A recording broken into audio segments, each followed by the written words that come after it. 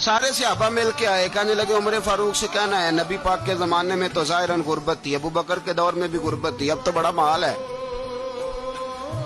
عمر سے سفارش کرو کہ عمر نیا کرتا پہنا کرے۔ ملکوں کے سفیر آتے، عمر وہی پھٹی پرانی چادر اوڑھ کے اور وہی کئی جگہ پہ پیوند لگے سوٹ پہن کے سفیروں کے سامنے بیٹھ جاتا ہے۔ عمر کو مشورہ دو، طے ہو گئی بات۔ سب نے جب مشورہ دے لیا تو سارے کہنے لگے یہ بتاؤ شیر کی مونچھ کو ہاتھ کون لگائے گا؟ کہنا کس نے ہے؟ بندہ بھی تو ڈھونڈو نا۔